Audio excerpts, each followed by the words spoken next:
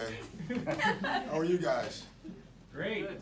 Excellent. No, I'm not talking to the media. I'm talking about the future media. All right, not the current. This is only 2 games into this. Yeah. Plus, Gallo's only played 2 games, right? So 3. well, But I think you missed that game. It was a weekend game, so you didn't I count. was off that day. Yeah. Same place. But you're right. He's only played 2. They could divide. No, you didn't get it. But the idea that you guys could basically grind this game out and look like it was might get away from. Yeah, it was a That good defense win. team? It was really a good win for the team because we didn't. You can see all game, like other than the beginning of the game when we had all cylinders going, we kind of lost our steam there in the middle of the first. Really never got it back until the last 3 minutes of the game. We were good enough offensively to like kind of hang in the game. And then, last 3 minutes we got stops. Came out of a timeout, got a 3 with execution. So for a new team, that's really nice to see at the end of a game. There's 3 minutes left. You were down by 4. When you called timeout, what did you say to the players? Well, I didn't really. It was more about the play we were running. And, with the new rules, you lose a timeout after, 3. So the reason we called it was because we had 14 seconds. We had an extra timeout. That allowed us to call the timeout and draw up a play.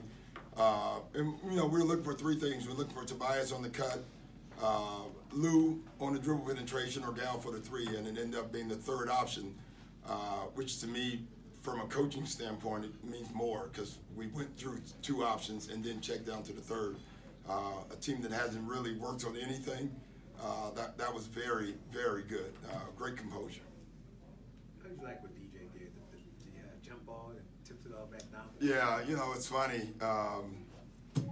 Avery, I couldn't run or yell loud enough, because he could have just dribbled out the clock. The game's over, but most people would have laid it in too. You could see him actually thinking about it. He said he couldn't find the score, and he just, so he just laid it in. But it was a smart play because with no time with 4 seconds left, been very difficult. Even if they had a guy to come down and make a 3. We talked about this after the trade with Avery and the energy that he brings defensively, and he showed that tonight. Yeah, he was huge. He did it twice, like in the second quarter. JJ got it going. JJ Barrera was killing us. We bring Avery in, and it stopped immediately.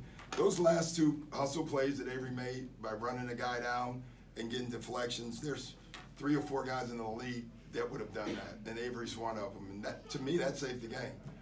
There's so many times you see so many games where guys give up on the play. They think the guy has a breakaway. They allow him to have it, and Avery just stayed in there. He just, from behind. Those were 2 where he came from behind and got those, and that's why he's the defensive player that he is. He never gives up on the play. Coach, you talk a little bit about the final push towards playoffs. I mean, you guys aren't coming back home till end of the month against the Rockets. Yeah.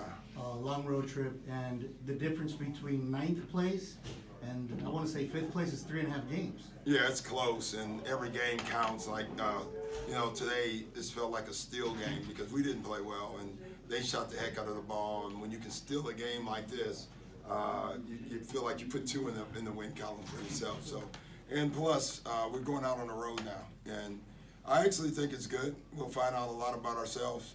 I think it gives us a chance to kind of grow together, bond together. So, and we have 3 days to prepare for it. So I think that's good, all good for us. Doc, you changed the second unit rotation by taking both Gallo and Tobias out. Yeah. What did you like from that second unit? I just wanted energy. I felt like it was a game where we were flat, and you could see it. So I thought Sam gave us a lift. There'll be nights where Sam will play. There'll be nights where he won't play, but he has to be ready to play every night. And I thought he was ready to play tonight. That was important for us. He had a couple of 3s too. Yeah, we will. That's all bonus. We'll take those for sure. The fact that he was willing to shoot them is always nice. Why has he had such a struggle? I know he's worried about over the course of the season. He's worried about not making him in games after making him in practice. Yeah, well, I don't know the answer. He's to me, he's more of a slasher anyway. Career-wise, he's been a slasher. He's never been a knockdown 3-point shooter. Even in college. But what he does do, he plays with great energy. He attacks the basket, and that's what you need him to do.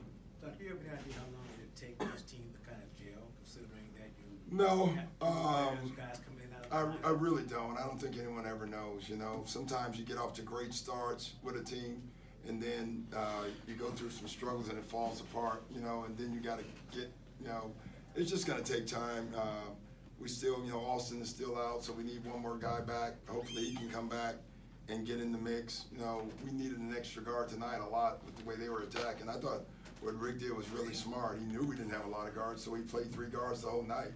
And you know, it made us struggle a little bit. We literally didn't have enough guys to guard their guys, and that was hard.